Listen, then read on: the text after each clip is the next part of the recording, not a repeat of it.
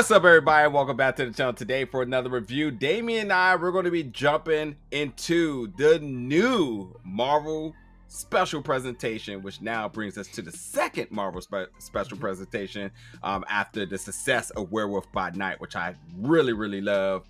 But this time, folks, we're jumping into Guardians of the Galaxy Holiday Special coming to Disney Plus November 25th. And yeah, by director and writer James Gunn. I know he has a new job and whatnot, but he still has some due diligence on the Marvel, the MCU brand. But yeah, even with this one being a short hour, because that's what the presentations are. They are sort of feature-length films, but they're just about under typical films. You know, you get an hour 20, hour 30, 2 hours, whatever it may be. But the Marvel special presentations have truly stuck around the hour mark here, and this one was amazing. I loved it. I can speak for myself, but yeah, you can check it out November 25th and let us know what you thought.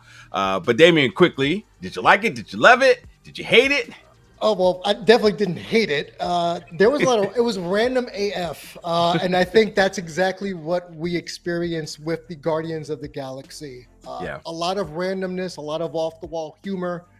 You know, I'm going to just spit this out now and just say Palm Clementif and Dave Bautista, magnifique, magnifique. They have, I want to see a buddy cop film, animated film of them in all their adventures, because they are the best odd duo I've seen. It's so natural, the chemistry between both characters.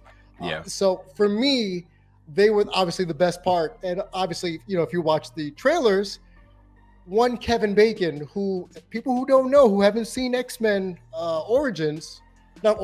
First Class, that is Sebastian Shaw. Kevin Bacon did play Sebastian Shaw in X-Men Origins. So technically, since Fox is now in the MCU, he was already in the MCU. So the 6 degrees of Kevin Bacon actually acts even here. But those three, just perfect roles, perfect characters. Tomfoolery ensued, and you will all enjoy this. Yeah, well said. To kind of give you a little bit of context of what this very random adventure is, and also this is the final film of Phase 4. I know, you know, Black Panther was technically the last one in terms of on the big screen, but this is the last official one of Phase 4.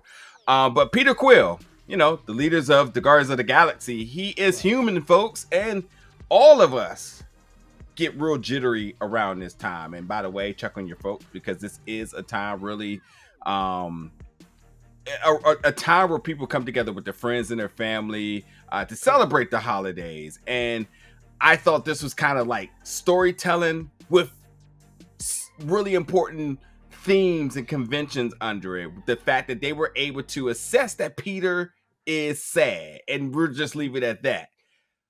So the very odd couple, as you mentioned, and Drax and Mantis says, no, Peter's sad. We have to help him. Like, he's sad. Like, obviously by Gamora not being there, obviously not being home, being far away, and everybody is like, what's the Christmas? And they do their homework to figure out, well, we need to bring Christmas to him. And beyond that, they even went as far as saying, oh, we need a gift. And the gift was them saying, we have to bring the legendary, the icon, the leader of all leaders, if they even said that, but to the utmost accolades and notoriety, Kevin Bacon must be his gift. And the correlation here, if you're wondering, like, why Kevin Bacon? Well, do y'all remember when Peter actually saved the galaxy when he was going against what's his name? Oh my God, this slipping my mind right now. Ronan, right? No, not Ronan. No, not Ronan. Come on, we'll get it. But yeah, in terms of how Peter saved the galaxy when getting the Infinity Stone, he was dancing, and it looked really random, but it actually is in respect to his hero, Kevin Bacon, Footloose, by dancing to save the world.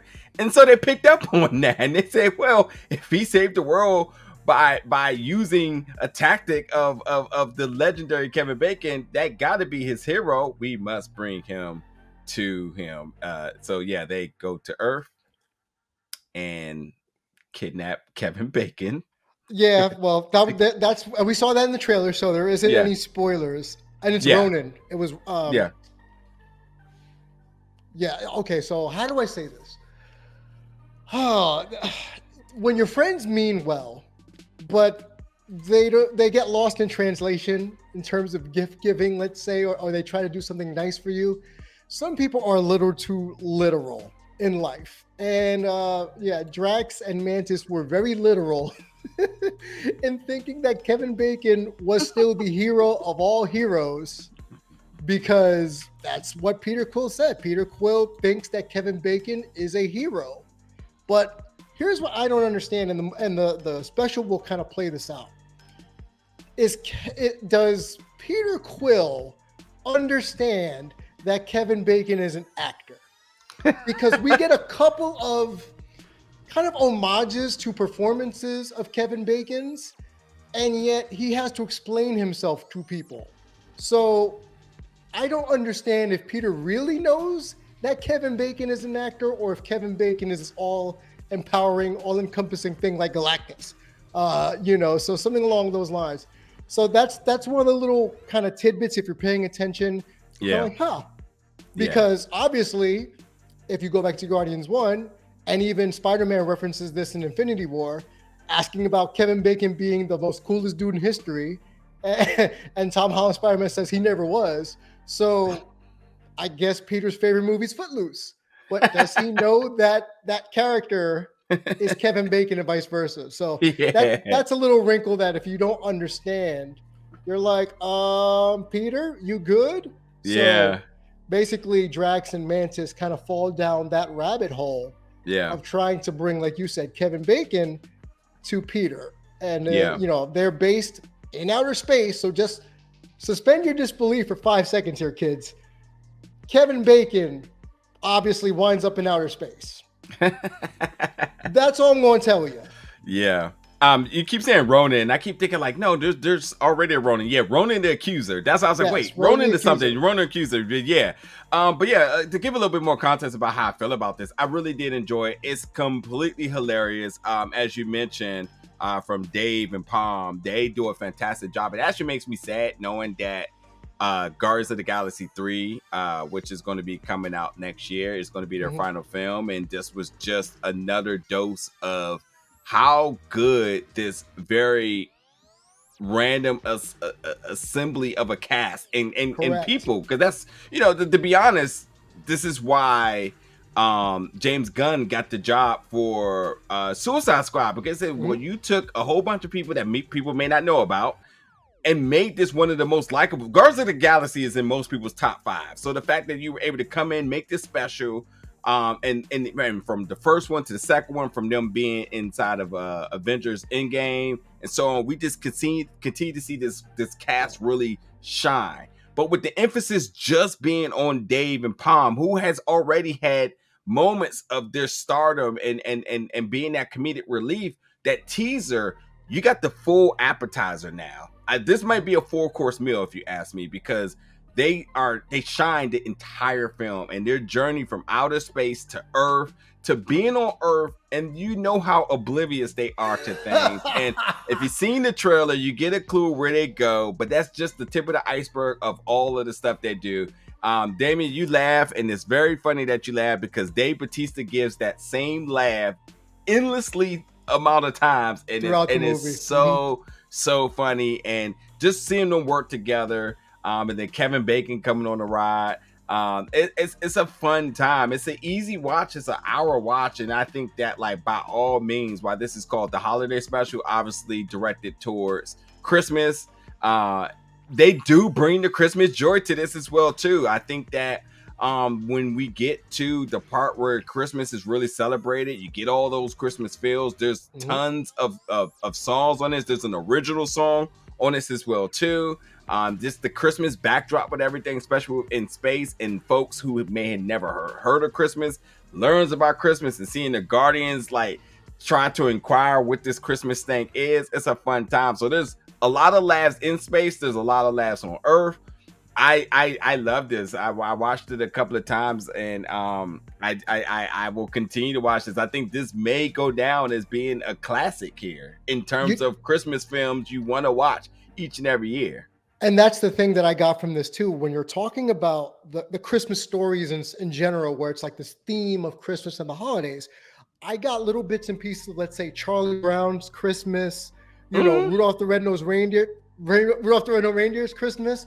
So all these Christmas specials that, our age bracket grew up with were kind of paid a tribute while watching this show. I just, I'm laughing because there's so many random things and random appearances. One spoiler, or two spoilers. No spoilers. No, I'm not gonna give away names. I'm just gonna tease something. It's a James Gunn film. Remember how Palm was in the Suicide Squad as a dancer and the singer in the bar? We have a return favor. That's all I'm gonna say. There is a return favor from that. So there's a lot of tropes with LA. As someone who has been to Burbank and back multiple times, they really take advantage of the fact that you're taking two people who are fish out of water. You're taking Drax and you're taking Mantis, who are big kids. Think about it. They are ginormous children because they have no common sense. They know nothing of customs and the world. They blurt stuff out. So they will get into hijinks. They stick out so much they actually fit in. That's funny little in LA, element to them. They stick out so much they fit in no matter where they went. So. Yeah. And the trailer does give you a lot of hints. I really say that even with all the expectation, even if this was a full-blown spoiler review, you still are going to enjoy it so much because it just has such fun. It's such a fun adventure. It does have a good message. The two of them, two phenomenal actors, really going in there and doing their thing, really being able to shine. I mean, speaking of the others, I mean, when you talk about Rocket has a few moments. You have Groot.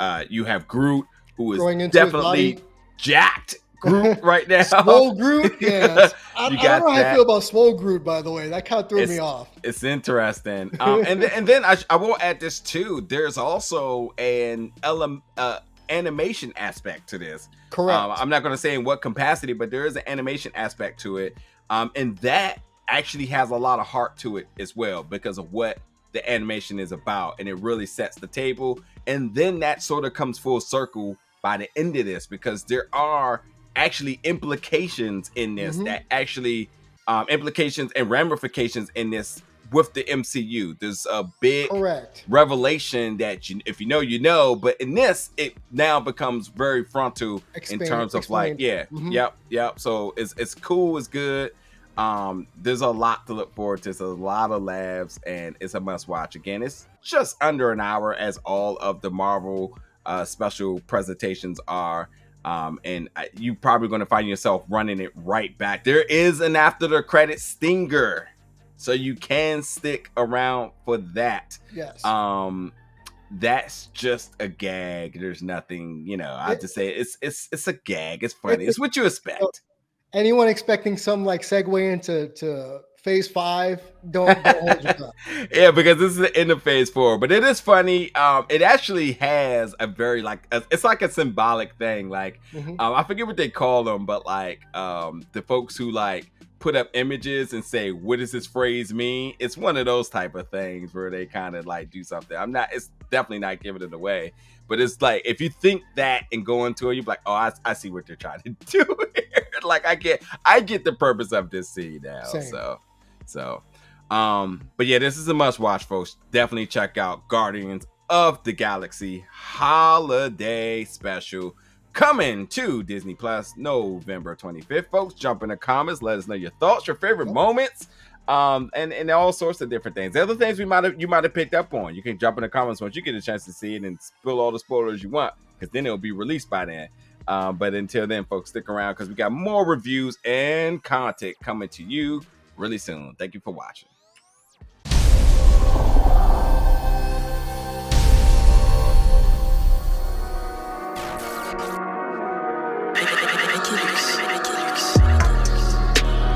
bell.